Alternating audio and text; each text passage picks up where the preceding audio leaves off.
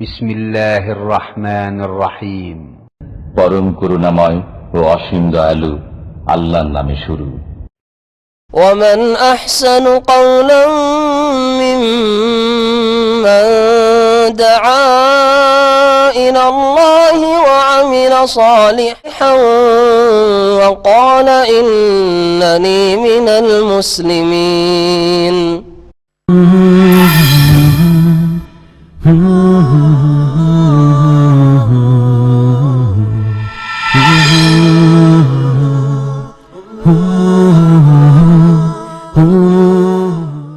আসসালামু আলাইকুম ওয়া রাহমাতুল্লাহি ওয়া বারাকাতুহু। ইন্নাল হামদালিল্লাহ নাহমাদুহু ওয়া নাস্তাঈনুহু ওয়া নাস্তাগফিরুহু ওয়া নাউযু বিল্লাহি মিন শুরুরি আনফুসিনা ওয়া মিন সাইয়্যাতি আমালিনা। মান ইয়াহদিহিল্লাহু ফালা মুদিল্লা লাহু ওয়া মান ইউদ্লিল ফালা হাদিয়া লাহু। ওয়া আশহাদু আল লা ইলাহা ইল্লাল্লাহু ওয়াহদাহু লা শারীকা লাহু ওয়া আশহাদু আন্না মুহাম্মাদান আবদুহু ওয়া রাসূলুহু সাল্লাল্লাহু তাআলা আলাইহি ওয়া আলা আলিহি ওয়া সাহবিহি ওয়া সাল্লামা তাসলিমান কাসীরা। আম্মা বাদ, ফাউযু বিল্লাহি মিনাশ শাইতানির রাজীম। ইন্নামা ইউওয়াফাস সাবিরুনা আজরাহুম বিগাইরি হিসাব। ওয়া ক্বালা আল্লাহু তাআলা ফি আয়াতিন উখরা ইন্নী জাযাইতুহুমুল ইয়াওমা বিমা সাবারু আন্নাহুম হুমুল ফাইজুন। মহান আল্লাহর সমস্ত প্রশংসা যে আল্লাহ পাক রব্বুল আলামিন একক, যার কোনো শরীক নেই। আল্লাহ পাক রব্বুল আলামিন মানুষকে কখনো কখনো ভালো দিয়ে, সুখ দিয়ে পরীক্ষা করেন, কখনো আল্লাহ রব্বুল আলামিন দুঃখের মাধ্যমে, মানুষের কষ্টের মাধ্যমে আল্লাহ পাক পরীক্ষা করে থাকেন। কোরআনে কারীমে এই বিষয়টি আল্লাহ পাক স্পষ্ট করেছেন, ওয়া নাবলুকুম বিশ-শাররি ওয়াল খাইরি ফিতনাহ। আমি ভালো এবং মন্দ দ্বারা পরীক্ষা করে থাকি তোমাদেরকে। তো আল্লাহ পাক রব্বুল পরীক্ষা শুধু বালা মুসিবত নয়, বিপদ আপদ নয়। আল্লাহ পাকের পরীক্ষা ওর চাইতে বেশি হয়, বেশি সুখ আসা, সুখ শান্তি হওয়া। এবং দেখা গেছে যে অধিকাংশ মানুষ বিপদ আপদে পড়লে এর মাধ্যমে যদি পরীক্ষিত হয়, বিপদ আপদের মাধ্যমে, তাতে পথভ্রষ্ট কম হয়, পথভ্রষ্ট কম হয়, বরং অনেকেই সংশোধন হয়ে যায়। অনেকেই নিজের ভুল ত্রুটি সম্পর্কে বোঝার চেষ্টা করে এবং তাতে সংশোধন হয়ে যায় ভুলভ্রান্তি থাকলে। আর তাদের নেকির দিক, বড় একটা দিক রয়েছে, এগুলি রয়েছে। কিন্তু অধিকাংশ লোক যাদেরকে আল্লাহ পাক সুখ স্বাচ্ছন্দ্য দিয়ে পরীক্ষা করেন, ধন সম্পদের প্রাচুর্য দিয়ে পরীক্ষা করেন, নেতৃত্ব দিয়ে পরীক্ষা করেন, দুনিয়ার ভোগ বিলাসের সামগ্রী দিয়ে পরীক্ষা করেন, অধিকাংশ লোক আল্লাহ পাকের এই পরীক্ষায় ফেল করে যায়।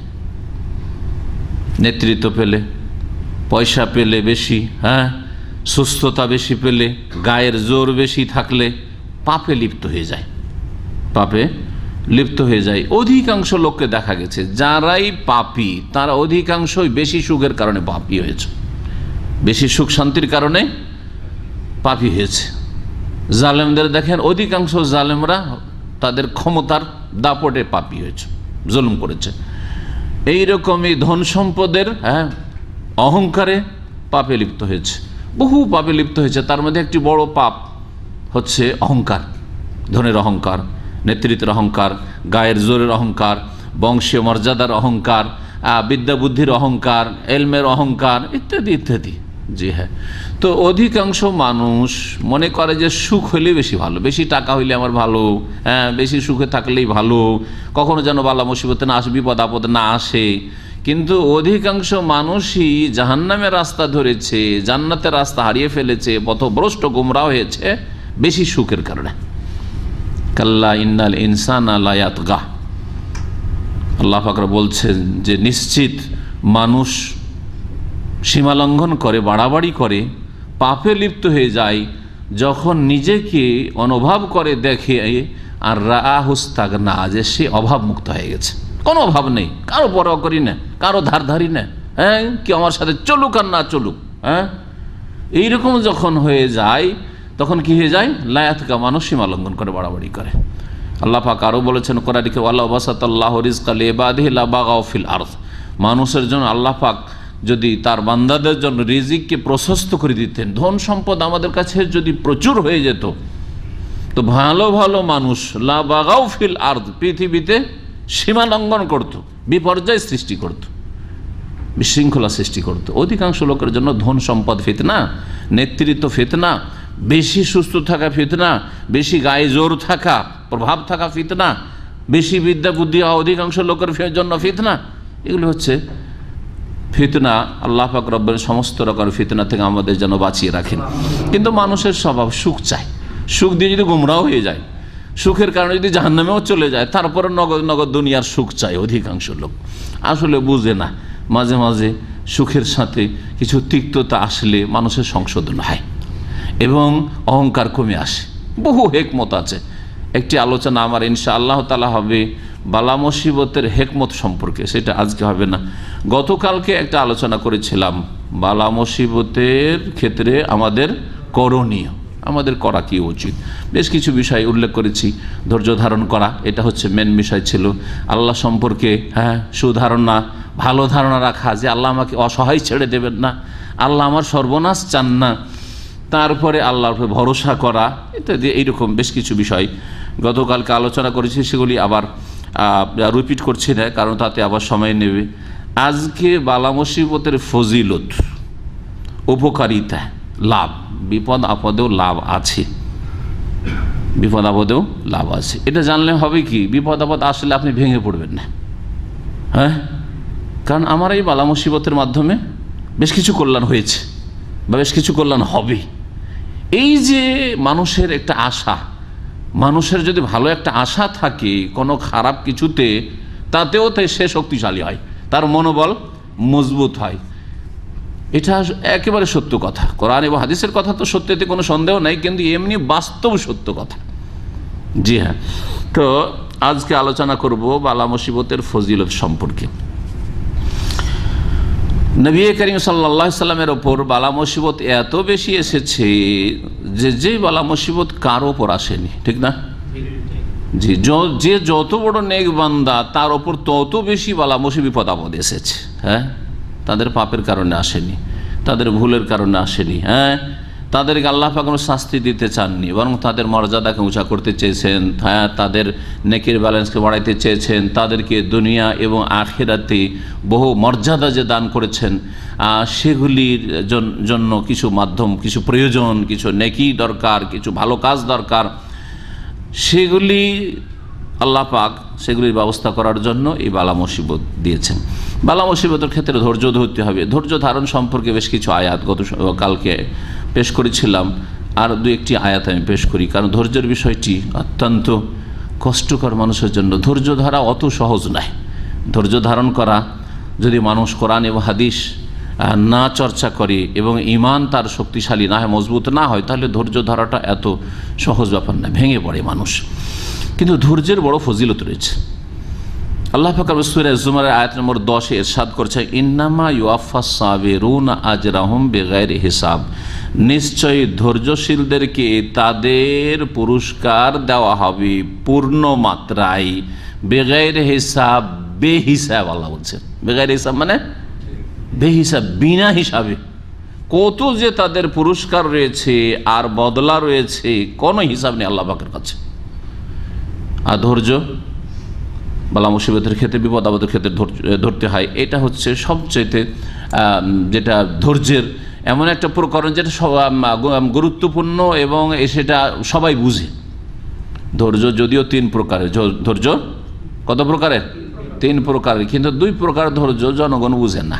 আম লোকেরা যারা কোরআনে হাদিস ওইভাবে চর্চা করে না, বুঝে না। 3 রকমের ধৈর্য আছে। আসসাবরু আলা তাআতিল্লাহ, আল্লাহর আনুগত্য, নেকির কাজের ওপর অটলতা, এটা ধৈর্যের প্রয়োজন।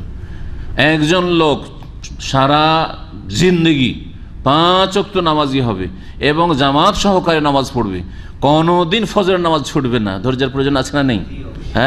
কোনোদিন একটা রোজা ছুটবে না, জীবনে জাকাতে সামান্য ঘাটতি হবে না, দিনের সমস্ত কাজে অটল থাকবো, কখনো বাপ মায়ের সাথে বেয়াদবি করব না। এগুলোর জন্য ধৈর্যের প্রয়োজন আছে না নেই? বহু ধৈর্যের প্রয়োজন রয়েছে। এটা হচ্ছে আসসাবরু আলা তাআতিল্লাহ, আল্লাহর সন্তুষ্টির কাজে ধৈর্য ধারণ। আল্লাহর সন্তুষ্টির কাজে ধৈর্য ধারণ। 2 নম্বর ধৈর্য হচ্ছে আসসাবরু আন মাসিয়াতিল্লাহ, আল্লাহর অসন্তুষ্টির কাজ থেকে বেঁচে থাকার ক্ষেত্রে ধৈর্য ধারণ করা, গুনাহ থেকে বাঁচার জন্য ধৈর্য ধারণ। ধৈর্য ছাড়া মানুষ পাপ থেকে বাঁচতে পারে না, অধৈর্য হয়ে পড়বে। হ্যাঁ, যে দেখেন যে একটা লোকের পকেট থেকে মানি ব্যাগ পড়ে গেল, আর তাতে বা টাকার বান্ডিল পড়ে গেল, 50,000 রিয়াল পড়ে গেছে, দেখলো না, চলে গেল, আপনি উঠিয়ে নিলেন, দেখছেন যে লোকটা চলে যাচ্ছে। এটা তো বেশি অঙ্কের বললাম। যদি ইমান দুর্বল থাকে তো 100 টাকার মোবাইলও দেবেন না, 50 টাকার মোবাইল দেবেন না, ঠিক না? একবার আমার এক ছেলের, ছোট ছেলে আব্দুল আজিজ, তখন বয়স ছোট ছিল, 10-12 বছর বয়স ছিল, বড় শখ হয়েছে হেফজ করতে, মসজিদ আব্দুল ওয়াহিদ মসজিদে এখানে এসছে, মোবাইল পকেটে করে নিয়ে চলে এসছে। মোবাইলটা মনে হয় 80 টাকার মোবাইল ছিল, বেশি না। মোবাইলটা ও লাফাতে লাফাতে বাসার দিয়ে গেছে, ওই ফাঁকা জায়গাতে ওখানে পড়ে গেছে। কোনো একটা আরবিয়ান ছেলে পেয়েছে, আল্লাহ হেদায়েত করে ওকে। আর তারপরে মোবাইল খোলা আছে, সেই দিন তারপরের দিন টেলিফোন করছে, 2 দিন মোবাইল খোলা আছে। একবার উঠিয়ে বলছে যে মোবাইল দিয়ে দেবো, কিন্তু কত টাকা দিবা? চিন্তা করতে পেরেছেন? 80 টাকার মোবাইলে ইমান বিক্রি করে দিল, ইমান বিক্রি করে দিল।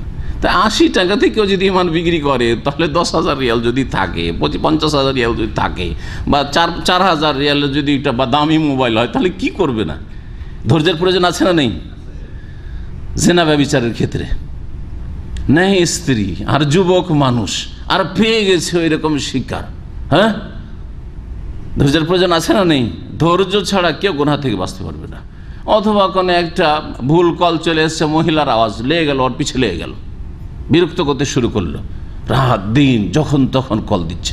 অধিকাংশ মানুষ এইরকম বদ প্রকৃতির অধিকাংশ মানুষ রাত 2-3টাতে টেলিফোন চলে আসছে। আশ্চর্য হয়ে যাবে না, শিকারি তলাশ করে বেড়াচ্ছে, আশ্চর্য হয়ে যাবেন আপনি। জি, আর এগুলি ইহুদি নাসারাদের বাচ্চা না, এগুলো মুসলিমদের এক শ্রেণীর বাচ্চা, অসৎ। জি, তাহলে গোনাহ থেকে বাঁচার জন্য কত ধৈর্যের প্রয়োজন রয়েছে। আসসাবরু আন মাসিয়াতিল্লাহ। তৃতীয় ধৈর্য হচ্ছে আসসাবরু আলা আকদারিল্লাহ আল মৌলিমা, কষ্টদায়ক তকদিরের, ভাগ্যের ওপর ধৈর্য ধারণ করা। সুখের তকদির হলে তাহলে কি, তা তো মজা লাগছে, তাই না? সবসময় সুখ আর সুখ আর সুখ আর সুখ। কিন্তু দুঃখের তকদির যখন, কষ্টের যে ভাগ্যটা এসছে, আপনার ভাগ্যে কষ্ট, সেই দিন সেই সময় ধৈর্য ধারণ করা, এটা গুরুত্বপূর্ণ। ধৈর্য ধরতে হবে। আপনাকে আল্লাহ পাক অনেক দিন সুখে রেখেছেন, সুতরাং ধৈর্য ধারণ করতে হবে। যারা ধৈর্য ধারণ করে তাদেরকে বিনা হিসাবে আল্লাহ কিয়ামতের দিনে তাদের বদলা দেবেন। আল্লাহু আকবার। কি বদলা হবে? সূরা মুমিনুনের আয়াত নম্বর 111-তে আল্লাহ বলছেন, ইন্নী জাযাইতুহুমুল ইয়াওমা বিমা সাবারু, আজকে আমি এই বিচার দিবসে কিয়ামতের দিনে ধৈর্যশীলদেরকে বদলা দেব, বেমা সাবারু, তাদের ধৈর্যের বিনিময় হিসাবে, ধৈর্যের বদলা হিসাবে। কি বদলা? যে আন্নাহুম হুমুল ফায়েজুন, তারাই হচ্ছে সফল কাম, সাকসেস, কামিয়াব। কামিয়াব লোক জান্নাতি না জাহান্নামী? হ্যাঁ, জাহান্নাম তাদেরকে স্পর্শ করবেই না, তাই হলো না কামিয়াব। হ্যাঁ, 1 মিনিটের জন্য জাহান্নামে যাবে না, জাহান্নামের কোনো রকম কষ্ট পাবে না, কোনো আযাব নেই, এরাই হচ্ছে সফল কাম। তাহলে কামিয়াবি, সফলতার বদলা আল্লাহ পাক দেবে, সেই দিন সফল বলে ঘোষণা করবেন, তুমি সাকসেস, জি ভাগ্যবান তুমি। আজকে তাদেরকে আমি বদলা দেব, কারণ তারা হচ্ছে আল ফায়েজুন, আজকে এরাই পাশ করেছে, এরা ফেল না, পাস। জি, এদের রেজাল্ট, ফলাফল ভালো। আরও স্পষ্ট করেছেন সূরা দাহর আয়াত নম্বর 12-তে আল্লাহ পাক রব্বুল আলামিন ধৈর্যশীলদেরকে কি বদলা দেবেন বলছেন, ওয়া জাযাহুম বিমা সাবারু, তারা ধৈর্য ধারণ করেছে সেই জন্য তাদেরকে আল্লাহ বদলা দেবেন জান্নাতান, জান্নাত বদলা হিসাবে দেবেন। জান্নাত পেয়ে গেলে ধৈর্যের বদলা কি? তাহলে কামিয়াবি, জান্নাত। আর কামিয়াবি কি হচ্ছে? সফলতা, সেটা হচ্ছে এই আয়াত বলছে যে জান্নাত। আর কি? ওয়াহারিরা, আর রেশমের বস্ত্র আল্লাহ দেবেন। যেই রেশম দুনিয়াতে আল্লাহ হারাম করেছেন পুরুষের জন্য, সেই রেশমের পোশাক আল্লাহ পাক দেবেন জান্নাতে, জান্নাতি রেশমের পোশাক জান্নাত দেবেন আল্লাহ রাব্বুল আলামিন। এই ওয়াদা কোরআনে কারীমে করেছেন। এইরকম অনেক আয়াত রয়েছে ধৈর্যের ফজিলত সম্পর্কে, ধৈর্যের উত্তম ফলাফল সম্পর্কে। বালা মুসিবতে আমাদেরকে ধৈর্য ধারণ করতে হবে, এটি করণীয় ছিল, যা আলোচনা করেছিলাম। ধৈর্যের কথা এই জন্য বলছি যে বালা মুসিবতের আলোচনা আসলেই অথবা বালা মুসিবত আপনার আসলেই 1 নম্বরে আপনাকে কি করতে হবে? ধৈর্য ধারণ করতে হবে, যে কোনো রকমের বালা মুসিবত হোক না কেন। আম্বিয়া এবং রসুলগণ এই ক্ষেত্রে আমাদের জন্য উত্তম আদর্শ। আল্লাহ পাক তাদেরকে উত্তম আদর্শ বলেছেন। রাসূলুল্লাহ সাল্লাল্লাহু আলাইহি ওয়াসাল্লাম উসওয়া হাসানা, এবং সূরা আনআম আল্লাহ পাক বলেছে উলাইকাল্লাযীনা হাদাল্লাহ। 18 জন নবীদের কথা আল্লাহর নাম নিয়ে উল্লেখ করার পরে বলছেন এরাই তো তারা যাদেরকে আল্লাহ পাক হেদায়েত দান করেছেন, যাদেরকে আল্লাহ সঠিক পথে অটল রেখেছেন, এরাই সরল পথের পথিক। ফাবে হুদাহ মুক্তাদে, সুতরাং তাদের আদর্শের অনুসরণ করে, ইক্তিদা করে। তারা আমাদের জন্য আদর্শ, তাদের অনুসরণ করতে হবে, তাদেরকে ফলো করতে হবে। আল্লাহ পাক রব্বুল আলামিন বলেছেন। আম্বিয়া রাসূলগণ সম্পর্কে সাদ বিন আবি ওয়াক্কাস রাদিয়াল্লাহু তাআলা আনহু থেকে বর্ণিত হাদিস রয়েছে, তিনি বলছেন যে আমি বললাম ইয়া রাসূলুল্লাহ, হে আল্লাহ রাসূল সাল্লাল্লাহু আলাইহি ওয়াসাল্লাম, আইয়ুন নাসি আশাদ্দু বালাআন, কার ওপর সবচাইতে বেশি কঠিন বালা মুসিবত আসে, কার ওপর? যদি আমাদেরকে জিজ্ঞেস করা হয় তো জনসাধারণ কি বলবে? যার যত পাপ তত বালা মুসিবত। বলবে না? বলবে না? হ্যাঁ, আমাদের দেশের যে মূর্খতা, আরে কোন যে পাপ করেছে, এমন রোগে আক্রান্ত হয়েছে, আর বলবে না, জীবনেও ভালো হবে না, তাই না? আইয়ুন নাসি আশাদ্দু বালাআন, কোন শ্রেণীর মানুষের ওপর সবচেয়ে বেশি বালা মুসিবত এসে থাকে? কালা আল আম্বিয়া। ও রাসূলুল্লাহ বললেন তারা হচ্ছেন নবীগণ, সুম্মাল আমসাল ফাল আমসাল, তারপরে যারা যত ভালো তত বেশি বালা মুসিবত। নবীদের পরে সবচেয়ে ভালো সাহাবায়ে কেরাম, তারপরে তাবেঈন, তাবা তাবেঈন, আইম্মায়ে কেরাম, মুহাদ্দিসিন হোক আর ফুকাহায়ে কেরাম হোক, 4 ইমাম, অন্যান্য ইমাম বুখারী, মুসলিম, আবু দাউদ, নাসাঈ, তিরমিজি, যত আইম্মায়ে কেরাম, ইসলামের বড় বড় খাদেমরা রয়েছেন, তারপরে উলামায়ে কেরাম, শুহাদা, আর তারপরে সৎকর্মশীল ভালো মানুষ, যে কোনো মুমিন নর এবং নারী। বালা মুসিবত যে যত বেশি ঈমান আমলে ভালো হবে, ভালো মুসলিম হবে, তার ওপর বালা মুসিবত বেশি হবে। ফায়ুবতালার রাজুলু আলা হাসবে দীনহি, মানুষের ওপর আল্লাহ পাক বালা মুসিবত দেন, পরীক্ষা করেন। ইবতালা, পরীক্ষা করেন বালা মুসিবতের মাধ্যমে তাদের দিন ধর্মের অনুপাতে। যার যত দিনদারি তত বেশি আল্লাহ পাক পরীক্ষা করেন তাকে, যার যত বেশি ধার্মিকতা, আল্লাহ ভীরুতা, তত বেশি আল্লাহ পাক পরীক্ষায় ফেলেন। মুসনাদ আহমদের হাদিস, তিরমিজির হাদিস, হাদিস সহিহ। আম্বিয়া রাসূলগণের উপর যে বালা মুসিবত এসছে সেগুলো কিছু নমুনা আপনাদের শোনাই। নূহ আলাইহিস সালাম কতদিন ধরে ইসলামের দাওয়াত দিয়েছেন? 950 বছর ধরে। সুবহানাল্লাহ, 1000 বছর। 950 মানে কি? 1000 বছর। 900-র উপরে আরো 50, তার মানে 1000 বছর। 1000 বছর ধরে দ্বীন ইসলামের দাওয়াত দিয়েছেন। আর তারপরেও ফলাফল, ঈমান নিয়ে এসছে কয়জন? আল্লাহ বলছেন কোরআন, ওয়ামা আমানা মাহু ইল্লা কালিল, এটা কোরআনের কথা। তার সাথে 950 বছরে অল্প কয়টা লোক মাত্র হেদায়েত হয়েছে, ঈমান নিয়ে এসছে।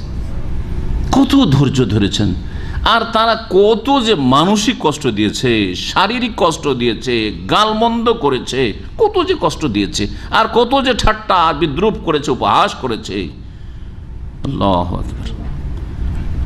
ইব্রাহিম আলাইহিস সালামের পরীক্ষা নবী রাসূলগণের মাঝে সবচেয়ে বেশি বড় পরীক্ষা রাসূলুল্লাহ সাল্লাল্লাহু আলাইহি ওয়াসাল্লাম, তারপরে সবচেয়ে বড় পরীক্ষা হয়েছে ইব্রাহিম খলিলুল্লাহ। কারণ এই 2 নবীকে আল্লাহ তার অন্তর্বন্ধু খলিল বলেছেন। সুতরাং অন্যান্য নবীদের তুলনায় এই 2 নবীর, 2 রাসূলের পরীক্ষাও বেশি, বালা মুসিবত বেশি, পরীক্ষা আল্লাহ পাক খুব বেশি করেছেন। ইব্রাহিম আলাইহিস সালামকে কি না পরীক্ষা আল্লাহ করেননি। ছোটকাল থেকে যৌবনকালে দেশ থেকে তাড়িয়ে দিল বাপ, বাড়িতে থাকতে দিল না, দেশ থেকে হিজরত করতে হলো, দেশ ছেড়ে নির্বাসিত হয়ে যাওয়া, দেশান্তর হয়ে কোথাও বসবাস করে, যেমন তেমন কথা নয়, কত যে কষ্টের বিষয়। ইব্রাহিম আলাইহিস সালামকে এমন পরীক্ষা, আগুনে ফেলে দেওয়া হলো, জানা আছে আপনাদের, তাই না? চিন্তা করেন, আগুনে ফেলে দেওয়া হলো। আপনার হয়েছে, কারো হয়েছে কোনো মুসলিমের আজকাল? জি।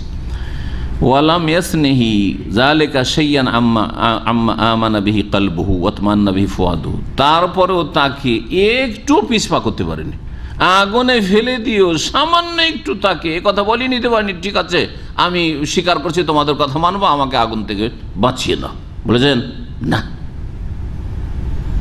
যে আল্লাহর দিনের কাজ করছি সে আল্লাহ যদি মনে করেন যে আমাকে রক্ষা করবেন তো রক্ষা করবেন, আমি কারো কাছে সাহায্য নেব না।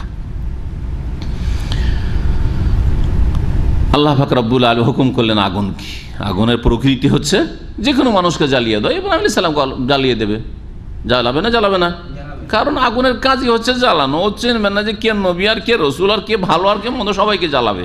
যদি স্পেশাল আল্লাহ পাকের হুকুম না হয়, সৃষ্টিগত হুকুম যে আগুন তোকে ক্ষমতা দিয়েছি জ্বালাবার, তোর এই ক্ষমতা আমি এখন শেষ করছি, কোন ঠান্ডা হয়ে যাবে।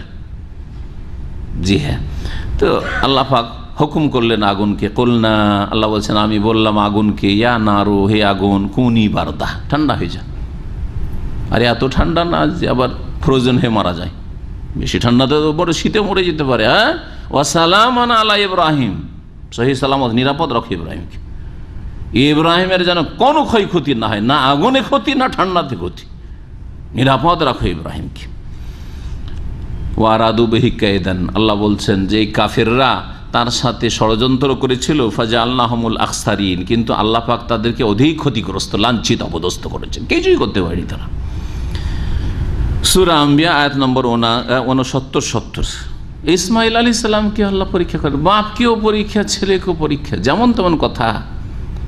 বাপকে বলছে তোমার ছেলেকে কি করো, জবাই করতে হবে, কোরবানি করতে হবে। আর ছেলে এমন নয় যে 10টা ছেলে আছে, 5টা ছেলে আছে, যাকে একটা গেল, হ্যাঁ মাত্র একটি ছেলে। তখন পর্যন্ত এই কোরবানির ঘটনা পর্যন্ত ইব্রাহিম আলাইহিস সালামের আর এক স্ত্রী থেকে ইসহাকের জন্ম তাও হয়নি, সে একটি ছেলে মাত্র, একটা ছেলে, তাও বুড়ো বয়সে পাওয়া। যৌবনে ছেলে পেলে এক অবস্থা থাকে, আর যারা বুড়ো হওয়ার পরে যাদের ছেলে মেয়ে হয় তাদের অবস্থা আলাদা থাকে। বুড়ো মানুষ আর ছেলে মেয়ের বাপ হয়েছে, ওকে জিজ্ঞেস করে তাহলে বুঝতে পারবেন। হ্যাঁ দেখেন, যৌবনকালে ছেলে মেয়েদেরকে অনেক মারধর করে, এটা তো পরীক্ষিত, অনেকের জানা আছে, যার ছোটো ছেলে আছে। কিন্তু বয়স 40-50 হওয়ার পরে আর ছেলে মেয়েকে মারে না। বড় ছেলেগুলোকে অনেক মারধর করে তরবিয়ত করেছে, ভুল করলে মেরেছে, কিন্তু ছোটটাকে খুব আদর করে না, করে না? দেখবেন খেয়াল করে, আমার ওইরকম। হ্যাঁ, এক সময় বড়দের ওপর ভালো চাপ সৃষ্টি করে তরবিয়ত, ছোটটাকে শুধু আদর আর আদর দিয়ে তরবিয়ত, যতদূর ভালো করতে হোক আদর করি, তরবিয়ত করতে হবে। সুবহানাল্লাহ, মানুষের একটা দুর্বলতা আছে, বয়স যত বাড়ে তত বেশি মায়া বাড়ে ছেলে মেয়েদের ওপর। হ্যাঁ, অন্যরকম হয়ে যায় তখন। এই সুবহানাল্লাহ, 80-র ওপরে বয়স, 85-90 বয়স, 100-র কাছাকাছি চলে যাচ্ছে, আর তারপরে এই ছেলে কোন রকম পাচ্ছেন, আল্লাহর কাছে দোয়া করে, রব্বে হাবলি মিনাস সালিহিন, দোয়া আল্লাহর কাছে কত যে দোয়া করেছেন, আর তারপরেও আল্লাহ বলছেন যে তোমার এই ছেলেকে জবাই করে দিতে হবে আল্লাহ সন্তুষ্টির জন্য। কত বড় পরীক্ষা, চিন্তা করেন আপনি। ঘটনা জানা আছে, সে ঘটনার দিকে যাচ্ছি না। জাকারিয়া আলাইহিস সালামকে আল্লাহ পাক পরীক্ষা, নবীরাতে কথা বলতে পারেন যে আল্লাহ তোমার দিনের কাজ করছি আর বিয়ে করে বুড়ো হয়ে গেলাম, একটা ছেলে হবে না, এটা কেমন কথা? অভিযোগ করেছেন? কোনো অভিযোগ করেননি। হ্যাঁ, কমপ্লেন করেছেন যে আল্লাহ কোন দোষ করেছে যে সবাইকে দিবে, আমাকে দিবে না? হ্যাঁ, অনেকেই কিন্তু খুব আক্ষেপ করেন এবং আল্লাহর উপর আক্ষেপ করেন, মনে হচ্ছে আল্লাহ রব্বুল আপনার কাছে ঋণী।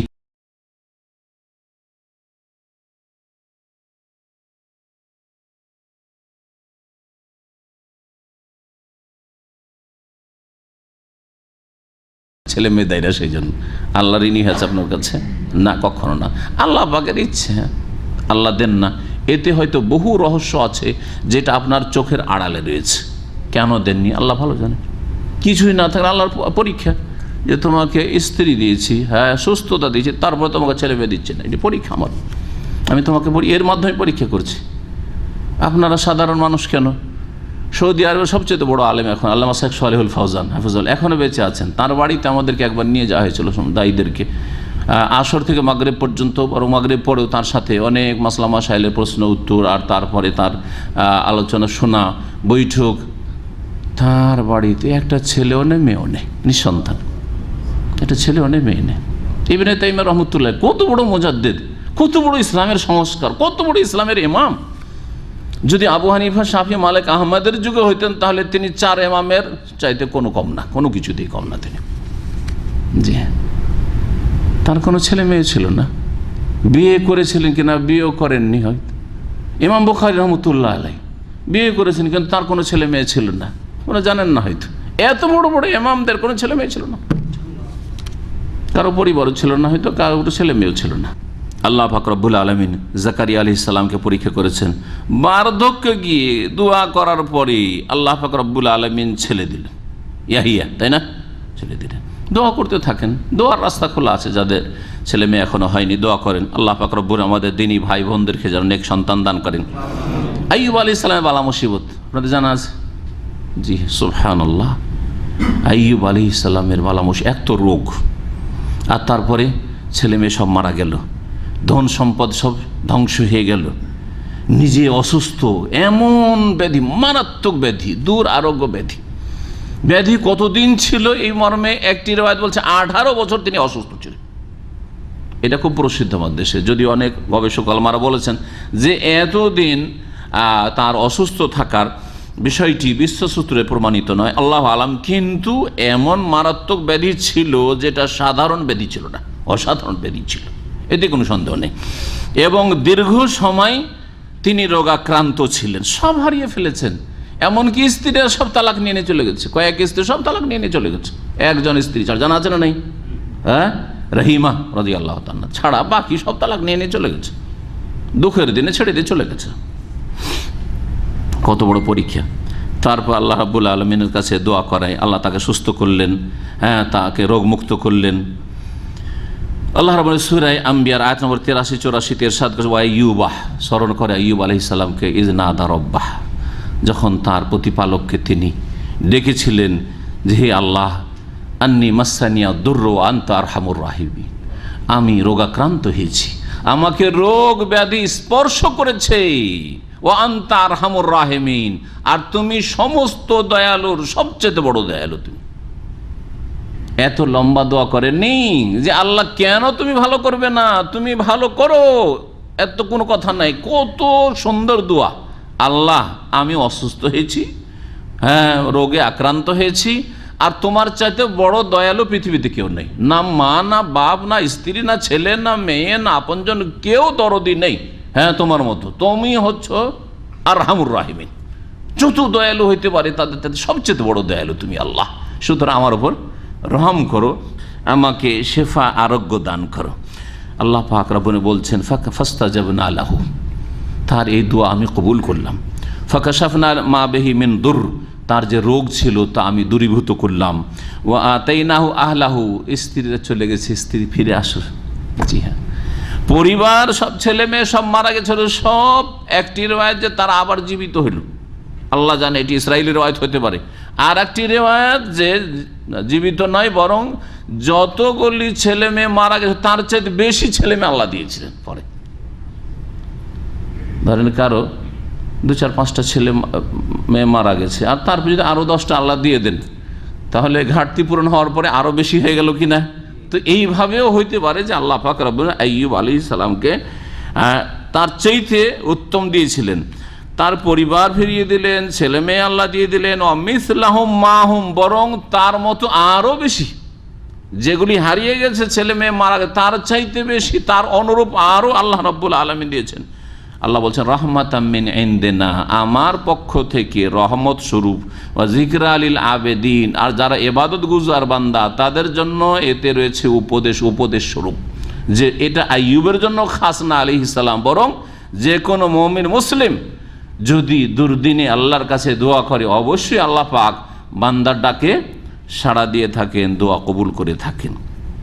নবী মুহাম্মদ রাসূলুল্লাহ সাল্লাল্লাহু আলাইহি সাল্লামকে কত রকমের যে কষ্ট দেওয়া হয়েছে, সুবহানাল্লাহ, কি কষ্ট দেয়নি মক্কার কাফেররা, কি কষ্ট দেয়নি, আর ইহুদিরা কি করেননি? হ্যাঁ, প্রাণ নাশের চেষ্টা করেছে, একবার না, একবার তো 20 দিয়ে, আর একবার ইহুদি, হ্যাঁ, বনু নজিররা এক শয়তানকে বাড়ির ওপরে, ছাদের ওপরে উঠতে বলেছে বড় পাথর নিয়ে, আর নবী মুহাম্মদ রাসূলুল্লাহ সাল্লাল্লাহু আলাইহি সাল্লাম তাদের বিচার সালিসে এসেছেন, আবু বকর রাদিয়াল্লাহু বসে আছেন, ওমর বসে আছেন, আর একে তৈরি করেছে যেমনই বসে বিচারে কথাবার্তা বলবে ওতে ব্যস্ত হবে, ওপরতে বড় পাথর দিবে মুহাম্মদের মাথার উপরে ফেলে।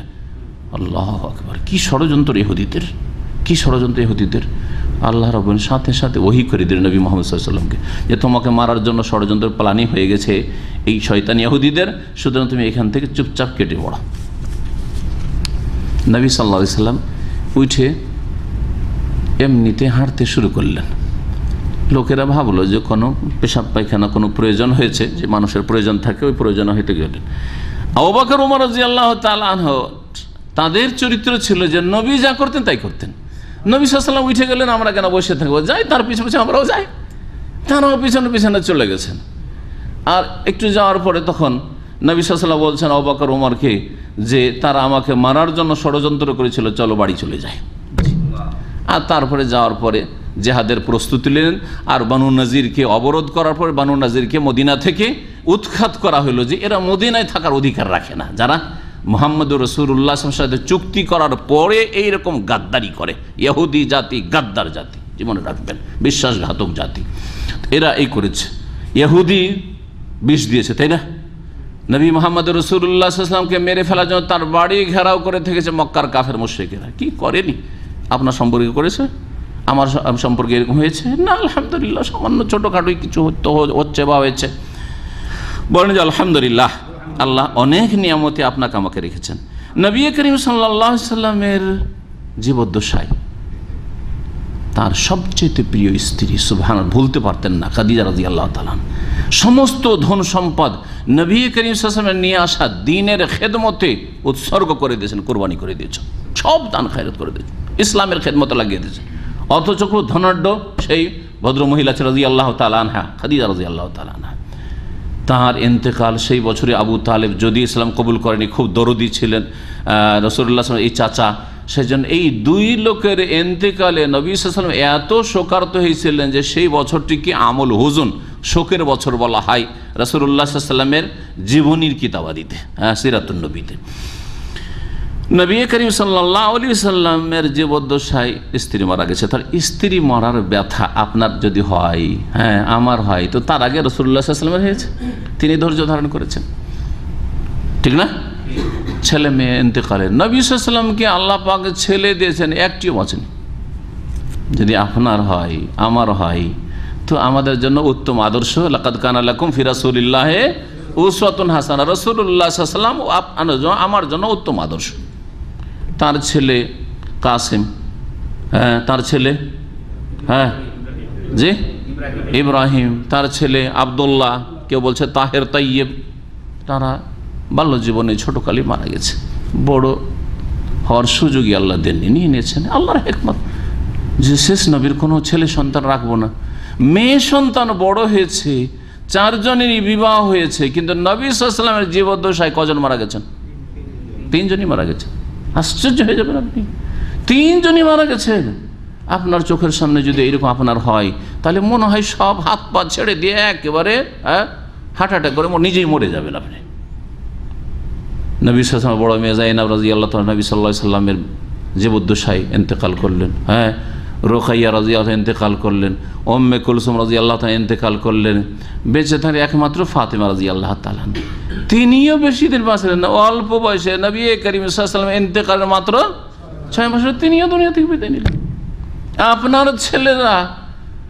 আপনার ছেলেরা যদি এতিম হয়, হ্যাঁ মেয়েরা যদি এতিম হয়, তো আলী রাদিয়াল্লাহু তাআলা আনহুর ছেলে হাসান হোসেন, ফাতেমা রাদিয়াল্লাহু তাআলা ছেলে হাসান হোসেন, তারাও এতিম হয়েছে, তারাও নাবালক, ছোট ছিল, মা মারা গেছে। জি, মা মারা গেছে, মাকে হারিয়েছে।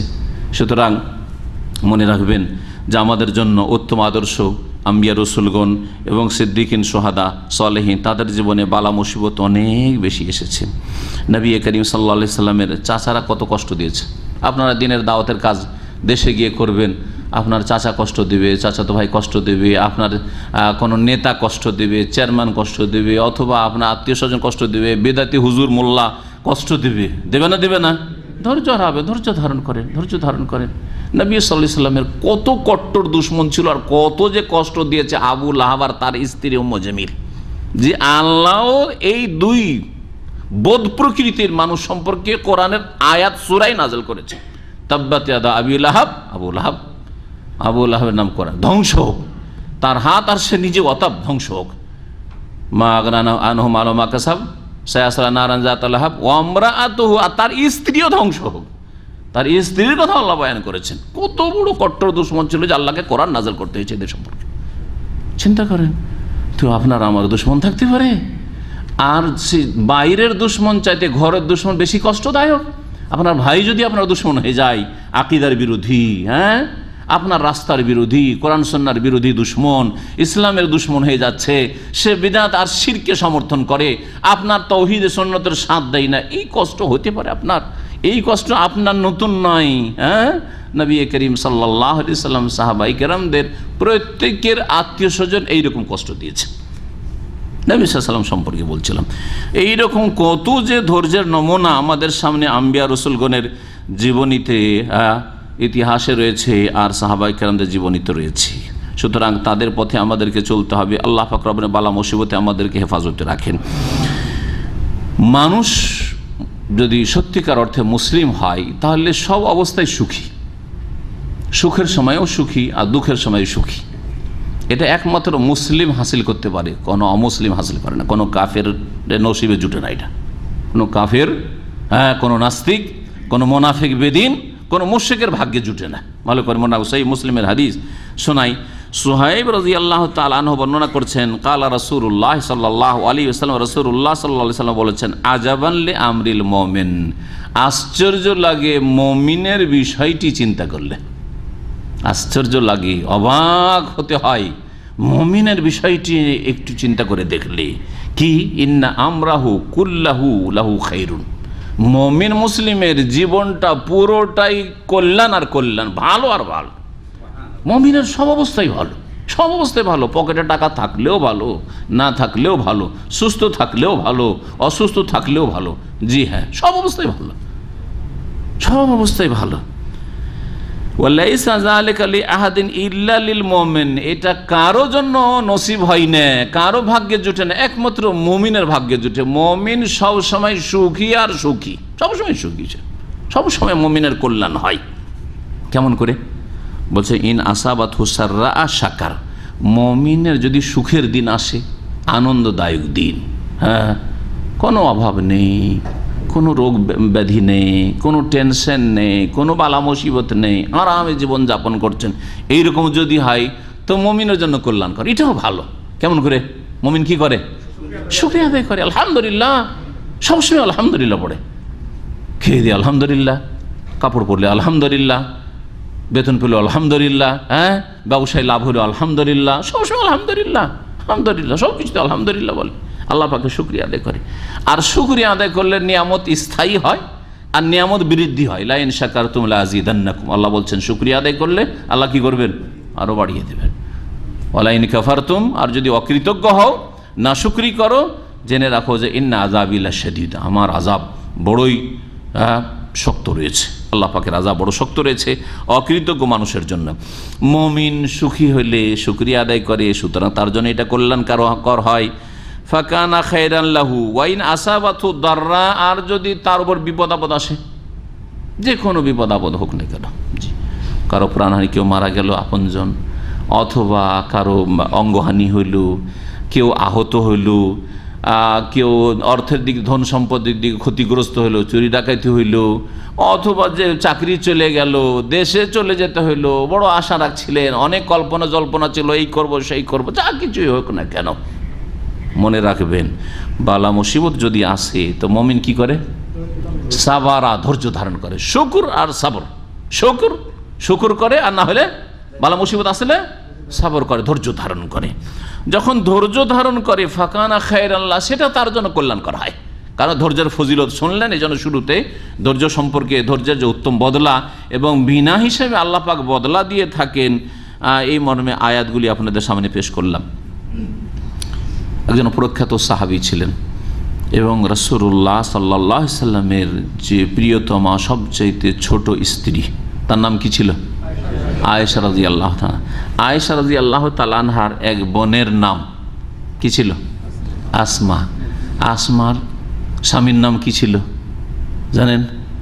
জুবাইর, জুবাইর আওয়াম। আশরা মুবাশশারা, 10 জনকে যে সুসংবাদ জান্নাতের আল্লাহ পাক রব্বুল আলামিন দিয়েছেন বা নবী সাল্লাল্লাহু আলাইহি ওয়াসাল্লাম দিয়েছেন, তিরমিজির হাদিসে রয়েছে 4 জন খলিফা আর 6 জন সাহাবী। তার মধ্যে একজন ছিলেন জুবাইর ইবনে আওয়াম রাদিয়াল্লাহু তাআলা আনহু।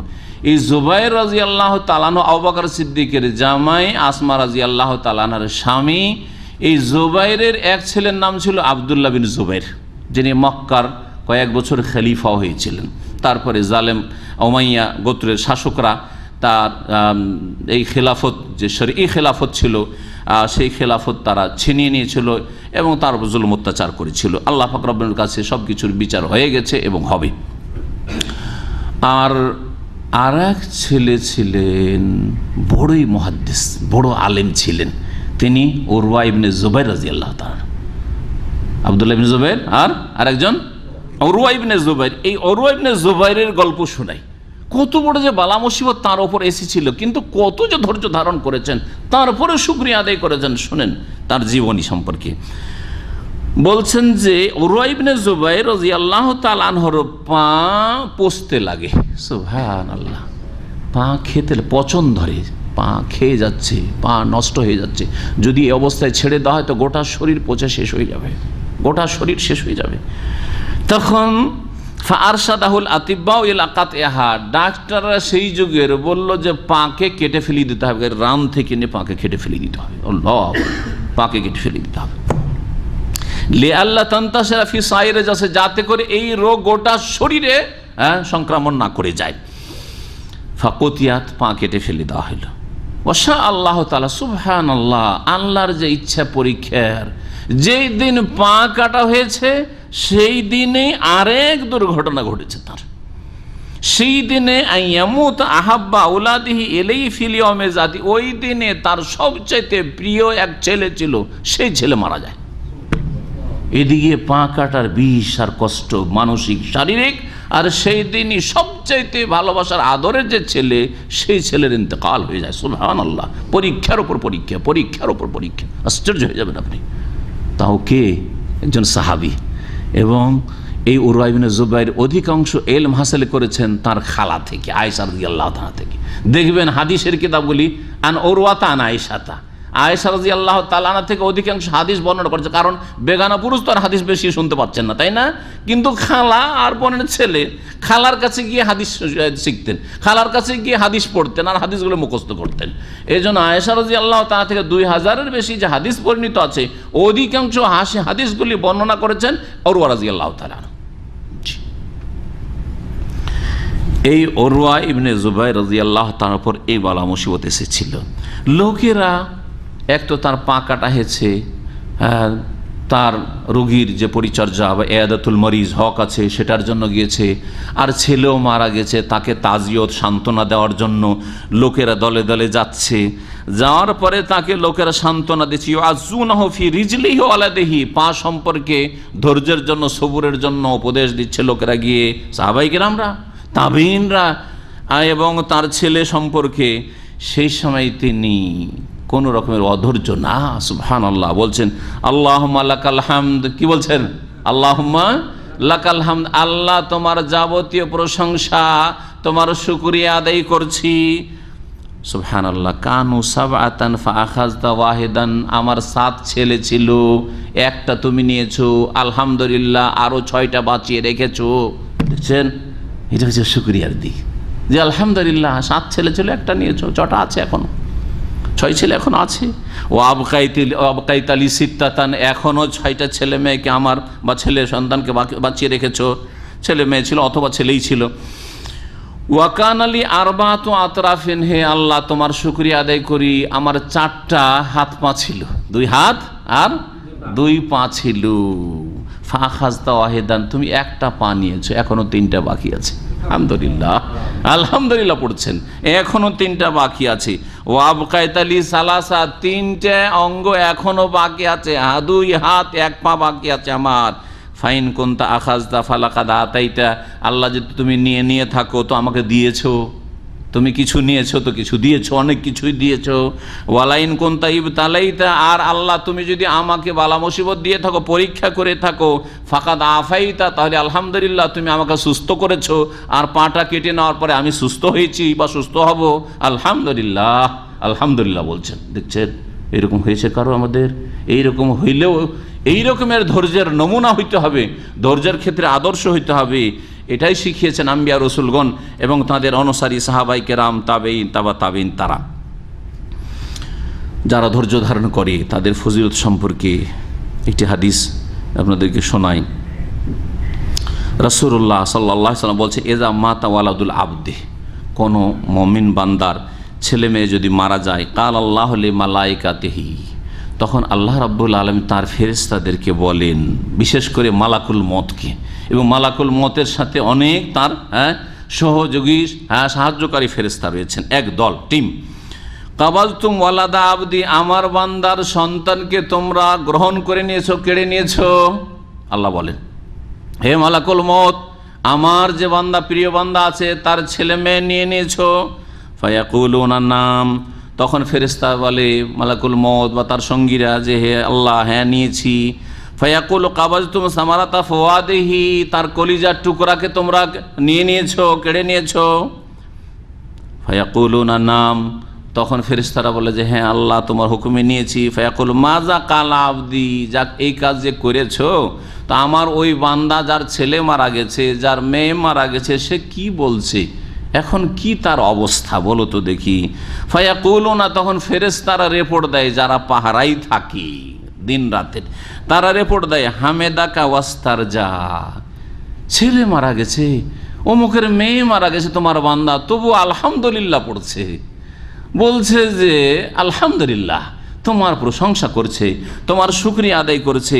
ওয়াস্তারজার ইন্না লিল্লাহি ওয়া ইন্না ইলাইহি রাজিউন, ইস্তেরজা মানে হচ্ছে ইন্না লিল্লাহি ওয়া ইন্না ইলাইহি রাজিউন পাঠ করা, এটা হচ্ছে এর অর্থ। ইন্না লিল্লাহ, আমরা সকলে কালকে বিস্তারিত ব্যাখ্যা করেছি এই দুয়ার, কোরআন এই দুয়ার, আমরা সকলে কার?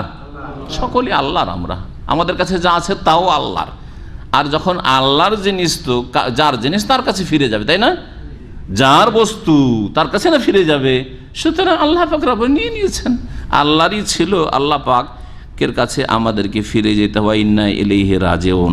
ফায়াকুলু, তখন আল্লাহ বলেন ফেরেশতাদেরকে, ইবনু লি আবদি বাইতান ফিল জান্নাতে, এই বান্দা যখন এত ধৈর্য ধারণ করেছে অথচ তার ছেলে মেয়ে মারা গেছে, তার জন্য জান্নাতে একটি স্পেশাল ঘর নির্মাণ করো, একটি প্যালেস তৈরি করো। ওয়াসাম্মুহু, আর সেটির নাম দাও বাইতুল হামদে, প্রশংসার শুকরিয়ার প্যালেস, শুকরিয়া প্যালেস। সুবহানাল্লাহ, ওই ঘরটির নাম হবে বাইতুল হামদ। এই ঘর কেন দেওয়া হয়েছে অমুককে?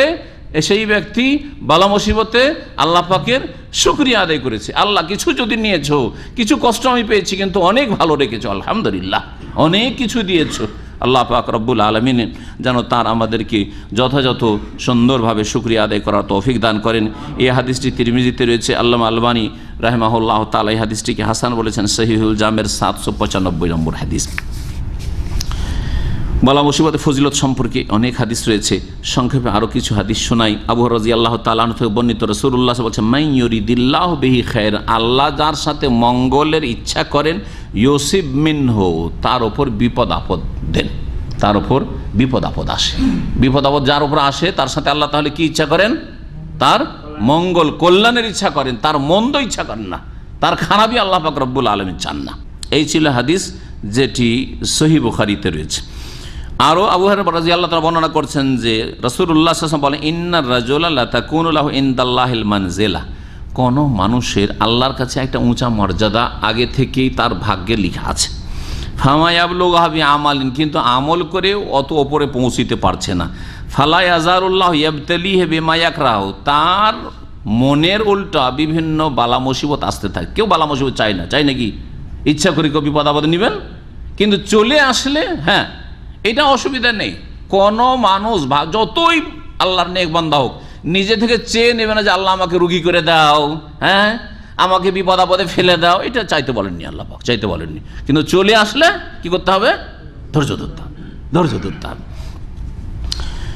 আমল দিয়ে যখন পৌঁছিতে পারছে না, তখন আল্লাহ পাক তাকে পরীক্ষা করতে থাকেন, বালা মুসিবত দিতে থাকেন। হাত্তা ইউবাল্লিগাহু ইয়াহা, এমনকি সেই ব্যক্তিকে আল্লাহ পাক এই বালা মুসিবতের মাধ্যমে উঁচা মর্যাদা পর্যন্ত পৌঁছিয়ে দেন। হাদিসটি মুসনাদে আবু ইয়ালাতে রয়েছে এবং হাদিসের সনদ আল্লামা আলবানী সহিহ বলেছেন।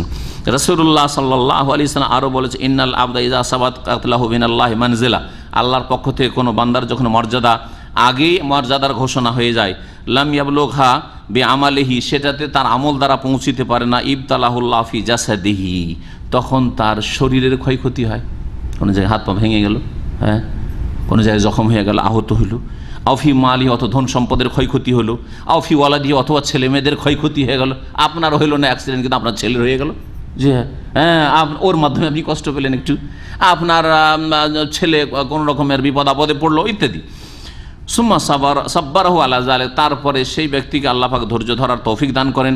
হাত্তা ইউবাল্লিগাল মানজারাত আল্লাতী সাবাকাত লাহু মিনাল্লাহি তাআলা, আল্লাহর পক্ষ থেকে যে অগ্রিম যে আল্লাহ পাক তকদিরে তার রেখেছেন, তার এই মর্যাদা, সেই মর্যাদায় আল্লাহ পাক পৌঁছে দেন। এই হাদিসটা আবু দাউদে রয়েছে, আল্লামা আলবানী হাদিসটিকে সহিহ বলেছেন।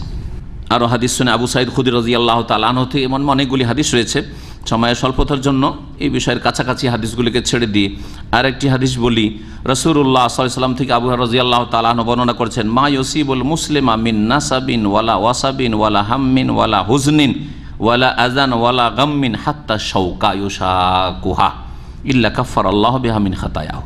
যে কোনো মুসলিমের উপর যদি কোনো রকমের কষ্ট আসে, নাসাব কষ্ট, কোনো কষ্ট হয়েছে, মানসিক শারীরিক কষ্ট হয়েছে, ওয়ালা ওয়াসাবিন অথবা কোনো রোগ ব্যাধিতে আক্রান্ত হয়, বালা মুসিবত, অসুখ, ওয়ালা হাম্মিন অনেকের চর্মরোগ আছে, পেরেশান হয়ে যান, না আল্লাহ আপনাকে উঁচা মর্যাদায় পৌঁছাতে চাইছেন, চর্মরোগ ছাড়ছে না আপনার, হ্যাঁ, দীর্ঘদিনের আপনার ওই ক্রনিক যেগুলোকে রোগ ব্যাধি বলা হয়, ডিজিজ, জি হ্যাঁ, রোগ আছেই, পেটের রোগ আছে, তা আছে, ছাড়ছে না, গ্যাস আপনার পিছু ছাড়ছে না, লেগে আছে, থামছেই না, ওষুধ না খেলে আপনার পেট ঠিক থাকে না, ওষুধ না খেলে আপনার এই মাথার ব্যথা থামে না, সব কিছুতে নেকি আছে, সব কিছুতে আল্লাহ পাক আপনার কল্যাণ চেয়েছেন।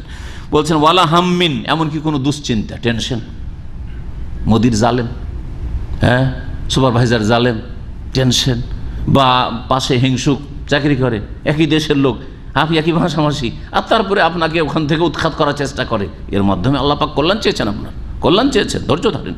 ওয়ালা হুজনিন অথবা কোনো শোক, ওয়ালা আজান অথবা যে কোনো কষ্ট, ওয়ালা গাম্মিন যে কোনো রকমের এইরকম বিপদ আপদ, দুশ্চিন্তা, হাত্তা শৌকা এমনকি রাস্তা দিয়ে চলতে চলতে একটা কাঁটা লেগে গেল, হোঁচট খেয়ে পড়ে গেলেন, কোনো ইটপাট খেলে কিছুতে, যা কিছু হোক না কেন, এতে কি হয়, ইল্লা কাফফারাল্লাহু বিহা মিন খাতায়াহু, এই সব বালা মুসিবত বিপদ আপদের মাধ্যমে আল্লাহ পাক কি করেন, ওই ব্যক্তির গুনাহগুলিকে মোচন করে দেন, কাফারা, গুনার কাফারা হয়ে যায়।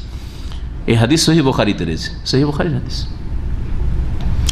আম্বিয়া রসুলগণ বালা মুসিবত আসলে অসন্তুষ্ট হইতেন না, রাগ করতেন না, হ্যাঁ, আজকালকার পীরদের জীবনী পড়লে দেখা যায় যে আল্লাহ রাব্বুল আলামিন এমন কিছু করেছেন যেটা তার মনের উল্টা, তখন আল্লাহকে রাগ দেখায়, হ্যাঁ, শুনেছেন না শোনেননি, পড়েছেন না পড়েননি, হ্যাঁ, ওই যে ছেলেটাকে, ওই নাতিটাকে নিয়েছিল, সেখানে ওই বেয়াদব কি বলছে, আল্লাহর আন্দাজ নেই, একটা নাতি যে রুজি রোজগার করছিল সেটাই নিয়ে গেছে, হ্যাঁ, কম বেজনি দিল, জিন্দা করে জীবিত করে দিল, কম বেজনি বলে, এত বড় কুফরি কথা, এত বড় স্পর্ধা যে আল্লাহর আন্দাজ নেই, এরপর আর কোনো কুফরি হইতে পারে, এই কথা যদি কোনো হিন্দু বলতো তাহলে মারামারি শুরু করে দিতেন, ওকে দেশ থেকে তাড়িয়ে দিতেন, বাংলাদেশ থেকে, তাই না?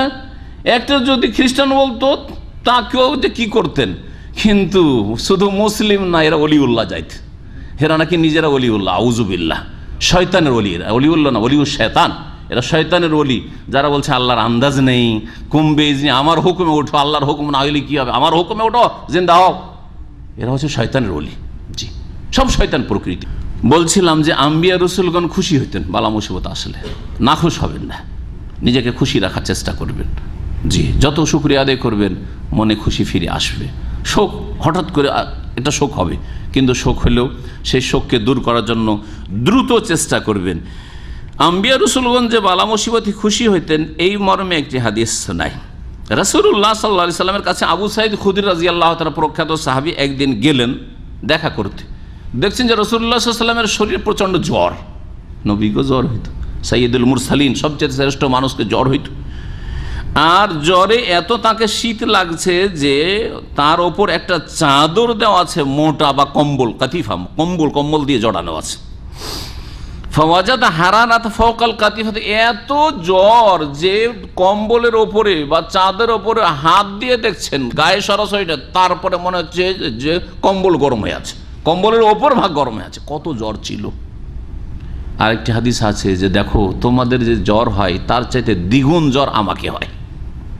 ইন্নী উ আকো কামায়ু কাউ ইউ আকো রাজুলান মিনকুম, আমার উপরে যে জ্বর আসে আমার গায়ে তোমাদের দুইজন মানুষের জ্বর আসে, আমার তার চাইতে বেশি জ্বর আসে। এইভাবে রাসূলুল্লাহ সাল্লাল্লাহু আলাইহি ওয়াসাল্লাম বলেছেন। এত জ্বর আসতো কি জন্য? আল্লাহ মর্যাদা উঁচা করতে চান, আল্লাহ মর্যাদা দিতে চান, এবং যত ভালো মানুষ হবে তত বেশি আল্লাহ পাক পরীক্ষা করেন। আবু সাঈদ খুদরি চাদর উপরে কম্বল উপরে হাত দিয়ে যখন এত গরম অনুভব করলেন, তাপ, বলে মা আসাদ্দা হুম্মাকা ইয়া রাসূলুল্লাহ, আপনার জ্বর এত প্রচণ্ড? কালা ইন্না কাযালিকা, আমরা এইরকমই নবীরা এইরকমই। ইয়াশতাদ্দু আলাইনাল বালাউ, আমাদের বালা মুসিবত খুব কঠিন হয়। ওয়া ইউদাআফু লানাল আজরু, আর আমাদের নেকিও বহুগুণ করা হয়, আমাদের নেকি প্রতিদানও কি করা হয়? বহুগুণ করা হয়, বহুগুণ বর্ধিত করা হয়। কালা ইয়া রাসূলুল্লাহ, জিজ্ঞেস হে আল্লাহ রসুল, আইয়ুন নাসে আসাদ্দু বালান, কার ওপর বেশি বালা মুসিবত আসে? কালা আল আম্বিয়া, নবীদের উপর সবচেয়ে বেশি বালা মুসিবত আসে। সুম্মা সালেহুন, তারপরে যারা যত নেক লোক তাদের উপর বালা মুসিবত আসে। ওয়ালা আহাদুহুম কান আসাদ্দু ফারাহান বিল বালাই মিন আহাদিকুম বিল আতাই, আর আম্বিয়া রসুলগণ বালা মুসিবতে ওই রকমই খুশি হইতেন যেমন সাধারণ মানুষকে উপঢৌকন গিফট দিলে খুশি হয়। এখন একটা মোবাইল কাউকে গিফট যদি উঠিয়ে দিই, হ্যাঁ, টোকেনের মাধ্যমে আজকে একটা মোবাইল দেব, মোবাইল যদি 100 টাকারও পায় খুশির শেষ নেই। দেখেছেন না? দেখেননি দৃশ্যগুলো আমাদের প্রাইসগুলোতে দেখবেন, হ্যাঁ, একটা মোবাইল 50 টাকার মোবাইল পেয়েছে আর সবাই আরে আরে, হ্যাঁ, তাকে সবাই সাবাস দিচ্ছে, আর সেও যে কত খুশি তার চেহারাটা ওই সময় ছবি করে দেখবে যে কত খুশি 50 টাকার মোবাইলে। তো তোমাদের মতো লোকেরা যেমন গিফটে খুশি হয়, আম্বিয়া রাসূলুল্লাহ খুশি হতেন কিসে? বিপদ আপদে বালা মুসিবতে খুশি হইতেন। সুবহানাল্লাহ। জি, বালা মুসিবত তাহলে খুশি হওয়া, এটা সুন্নাতুল আম্বিয়া। সহিহ ইমাম বুখারী রাহমাতুল্লাহ আলাইহি হাদিসটি বর্ণনা করেছেন, কিন্তু তার সহিহ বুখারীতে নয়, বরং তার একটি কিতাব রয়েছে আল আদাবুল মুফরাদ, এক খণ্ডে এই কিতাবটি রয়েছে এবং ছাপা কিতাব। এই কিতাবটিতে অনেক ফজিলতের হাদিসগুলি রয়েছে, তাতে এই হাদিসটি রয়েছে। রাসূলুল্লাহ সাল্লাল্লাহু আলাইহি ওয়াসাল্লাম থেকে আয়েশা রাদিয়াল্লাহু তাআলা আনহা বর্ণনা করছেন যে কালাত, বলছেন সামিয়তু রাসূলুল্লাহ সাল্লাল্লাহু আলাইহি ওয়াসাল্লাম ইয়াকুল, রাসূলুল্লাহ সাল্লাল্লাহু আলাইহি ওয়াসাল্লামকে বলতে শুনেছি, মা মিন মুসলিমিন, যে কোনো মুসলিম, ইউশাকু শাওকাতান, কোনো মুসলিমকে যদি একটা কাঁটা লাগে, পায়ে একটা কাঁটা লেগেছে, অথবা ফামা ফাওকাহা, এর চাইতে কোনো বড় কোনো বিপদ আপদ এসছে, ইল্লা কুতিবাত লাহু বিহা দারাজা, একটু আপনার চামড়া ছিলে গেছে, হ্যাঁ, একটু ব্যথা পেয়েছেন, যে কিছু হোক না কেন, তাতে কি হয়? ইল্লা কুতিবাত লাহু বিহা দারাজা, একটা তার মর্যাদা লেখা হয়, এর মর্যাদা গ্রেড বাড়লো। ও মুহাইয়াত আনহু বিহা খাতিয়া, একটি গুনাহ তার মাফ করে দেওয়া হইল। জি হ্যাঁ, এ হচ্ছে বালা মুসিবতের ফজিলত। বালা মুসিবত ফজিলত সম্পর্কে এই হাদিসটি বুখারী মুসলিমে রয়েছে। তিরমিজির আরেকটি হাদিস শোনাই, হাদিসটিকে আল্লামা আলবানী হাসান বলেছেন, কালা রাসূলুল্লাহ সাল্লাল্লাহু আলাইহি ওয়াসাল্লাম ইয়াওয়াদ্দু আহলুল আফিয়াতি ইয়াউমাল কিয়ামতে, কিয়ামতের দিনে যখন যারা বালা মুসিবতে আক্রান্ত হয়েছে, রোগী ছিল, বিপদ আপদ হয়েছে, দুর্ঘটনা হয়েছে, বিভিন্ন রকমের আপদ বিপদ হয়েছে, ক্ষয়ক্ষতি হয়েছে, এইরকম লোকেরাকে যখন যারা নিরাপদ থেকেছে, কোনো বালা মুসিবত দুনিয়াতে পায়নি, আসেনি, ওই লোকেরা যখন দেখবে, দেখার পরে আকাঙ্ক্ষা করবে কি?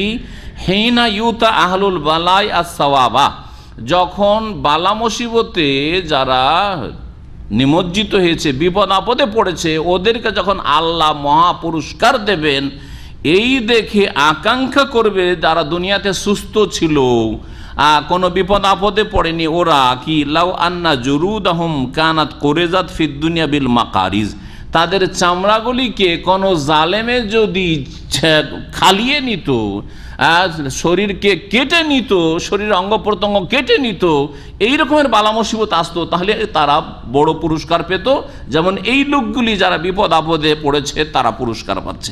এই রকমের আকাঙ্ক্ষা করবে যে হায় আল্লাহ, আমাদের ওপর কেন দুনিয়াতে এইরকম বালা মুসিবত আসেনি। কিন্তু দুনিয়াতে আল্লাহ পাক এই কথা বলেননি যে কোনো বালা মুসিবতের আকাঙ্ক্ষা করবেন। সেই দিন আকাঙ্ক্ষা হবে যখন দেখবেন যে বড় বড় পুরস্কার পাচ্ছে ওই রকম লোকেরা, যাদেরকে আল্লাহ পাক বিপদগ্রস্ত করেছেন। কারো দৃষ্টিশক্তি চলে গেছে, অন্ধ, আল্লাহ আপনাকে 2 চোখের নিয়ামত দিয়েছেন, যখন চোখের বদলা, হাদিসে আছে, চোখের বদলা আল্লাহ কি দেবেন? সরাসরি জান্নাত। দুনিয়াতে চোখ নিয়েছি, এত বড় নিয়ামত নিয়ে নিয়েছি, কোনো কিছু তুমি দেখতে পেতে না, স্ত্রীকে দেখতে পেতে না, ছেলে মেয়ে দেখতে পেতে না, আসমান জমিনের রং কেমন, গাছপালার রং কেমন, কোনটা ফল কেমন, কিছুই দেখতে না, এর বদলা তোমাকে জান্নাত দেব।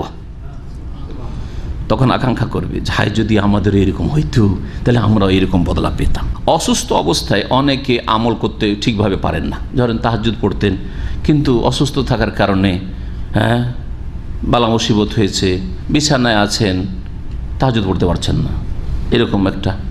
অথবা নামাজ পড়ছেন কিন্তু বসে পড়তে হচ্ছে, নামাজ পড়ছেন শুয়ে পড়তে হচ্ছে। মেলাগুলি ভালো আমল করতেন কিন্তু বিপদ আপদের কারণে আর করতে পারছেন না। মেলা দান খায়রাত করতেন কিন্তু বালা মুসিবতে টাকা পয়সা সব শেষ হয়ে গেছে, পকেট খালি হয়ে গেছে, সেই জন্য আর দান খায়রাত করতে পারছেন না। এইরকম ভালো মানুষদের ফজিলত শুনেন। আপনি রোজা রাখতেন, সোমবার বৃহস্পতি মাঝে মাঝে রোজা রাখতেন, কিন্তু অসুস্থ হওয়ার কারণে আর রোজা রাখতে পারছেন না। শাবান মাসে প্রতি বছর রোজা রাখতেন, কিন্তু এই বছর অসুস্থতায় রোজা রাখতে পারছেন না।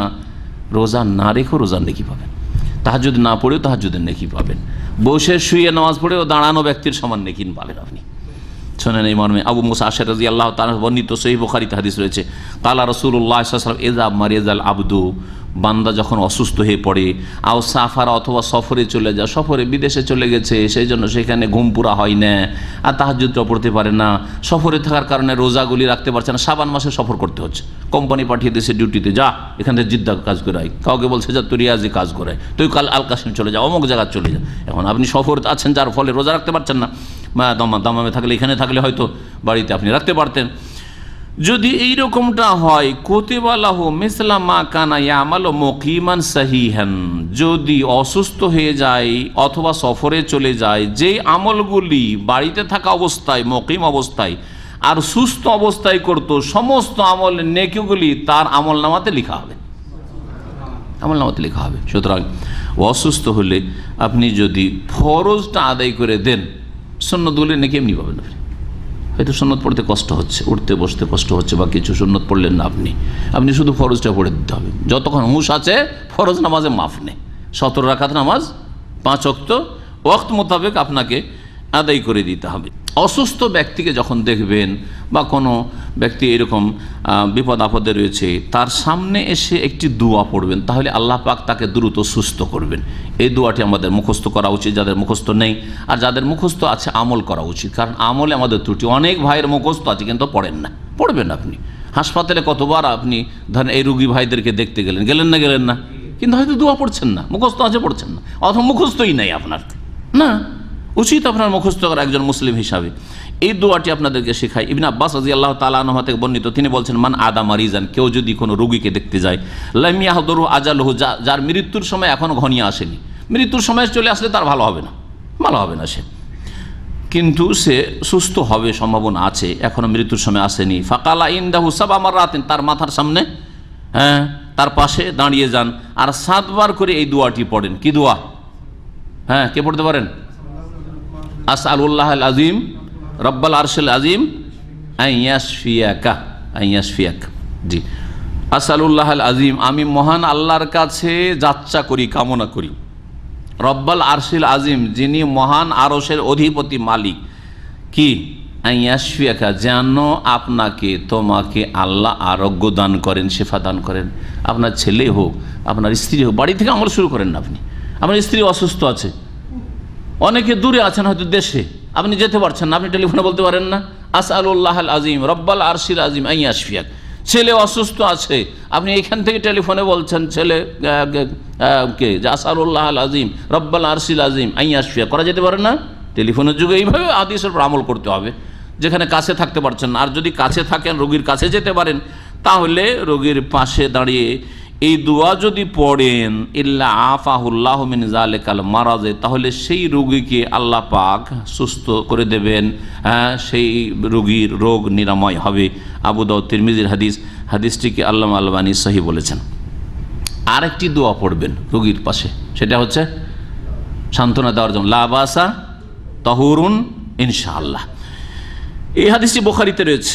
রাসূলুল্লাহ সাল্লাল্লাহু আলাইহি ওয়াসাল্লাম একবার এক বেদুইন অসুস্থ ছিল, তাকে দেখতে গেলেন। বেদুইনকে দেখতে যেতেন, যাযাবর, তাকেও দেখতে যেতেন অসুস্থ রাসূলুল্লাহ সাল্লাল্লাহু আলাইহি ওয়াসাল্লাম। ওয়াকানা ইযা দাখালা আলা মান ইয়াউদুহু, যে কোনো রোগীকে দেখতে গেলে রাসূলুল্লাহ সাল্লাল্লাহু আলাইহি ওয়াসাল্লাম যখনই সেখানে প্রবেশ করতেন রোগীর কাছে, বলতেন লা বাস কোনো অসুবিধা নেই, কোনো চিন্তা করিও না, লাবাস, কোনো চিন্তা করিও না। তাহুরুন ইনশাআল্লাহ, আরোগ্য লাভ করবে আল্লাহ চাইলে। তাহুরুন মানে পাক পবিত্র হয়ে যাবে, মানে রোগমুক্ত হয়ে যাবে ইনশাআল্লাহ। রাহুল বুখারী। রাসূলুল্লাহ সাল্লাল্লাহু আলাইহি ওয়াসাল্লাম আরেকটি দোয়া শিখেছেন। জিবরাইল আলাইহিস সালাম একবার নবী করিম সাল্লাল্লাহু আলাইহি ওয়াসাল্লাম অসুস্থ ছিলেন, জিবরাইল দেখতে আসলেন। সুবহানাল্লাহ, রাসূলুল্লাহ সাল্লাল্লাহু আলাইহি ওয়াসাল্লাম জিবরাইল দেখতে আসছেন।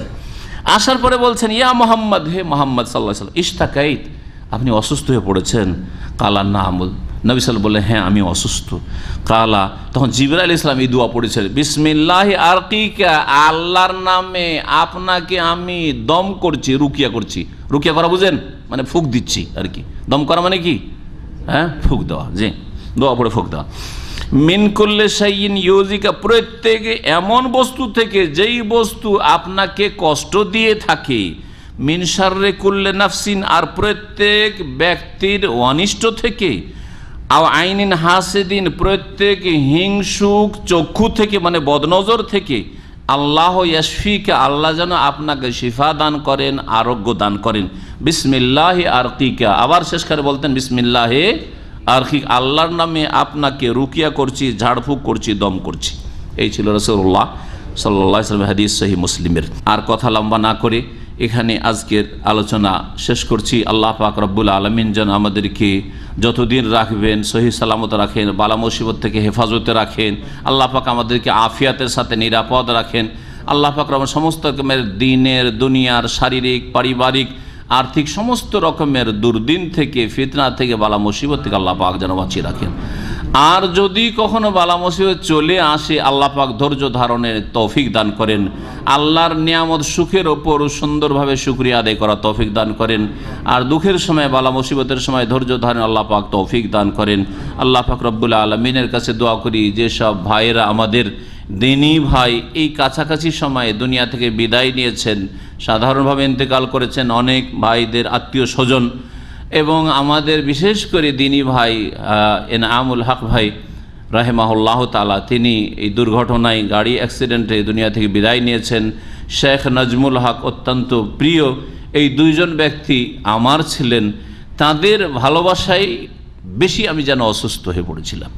এই নয় যে আমার শারীরিক কষ্টের কারণে, আলহামদুলিল্লাহ শারীরিক দিক থেকে আমি অনেক ভালো, আল্লাহ পাকের শুকরিয়া আদায় করে শেষ করতে পারছি না যে আল্লাহ পাক এইভাবে এত সুস্থ রাখবেন, এত ভালো রাখবেন, সামান্য কিছু ব্যথা ছাড়া। তো আলহামদুলিল্লাহ, কিন্তু তাদের কারণে যেন আমি বেশি অসুস্থ হয়ে পড়েছিলাম। আল্লাহ পাক যেন আমাদের সকলকে শিফা দান করেন। আর এই যে দিনী ভাইরা দুনিয়া থেকে বিদায় নিয়েছেন, আল্লাহ পাকের এতেই হিকমত ছিল, আমরা জানি না আল্লাহ পাক রব্বুল আলামিনের কোনটি কাজে, কোন হুকুমে কল্যাণ রয়েছে। আল্লাহ পাক তাদের রুহের মাগফিরাত করেন, সমস্ত গুনাহ খাতা আল্লাহ পাক মাফ করে দেন, তাদেরকে আল্লাহ পাক শহীদের মর্যাদা দান করেন, তাদের পরিবার পরিজনের আল্লাহ পাক হেফাজতের ব্যবস্থা করেন, তাদের ছেলে মেয়েদের পরিবারের রিজিকে আল্লাহ পাক যেন বরকত দান করেন। আল্লাহ পাক তাদেরকে আল্লাহ পাক দিনের যেন বড় খাদেম করেন। এবং দুনিয়া থেকে যে ভাইরা চলে গেছেন, আল্লাহ পাক তাদেরকে আল্লাহ পাক জান্নাতুল ফিরদৌসে উচ্চ স্থান দান করেন। আম্বিয়া, সিদ্দিকিন, সোহাদা, সালেহিন, সাহাবাই কেরাম রাদিয়াল্লাহু তাআলা আজমাইন, তাদের সাথে আল্লাহ পাক তাদেরকে জান্নাতে যেন স্থান দান করেন। ওয়া সাল্লাল্লাহু ওয়া সাল্লামা আলা নবিয়িনা মুহাম্মদ ওয়া আলা আলিহি ওয়া সাহবিহি।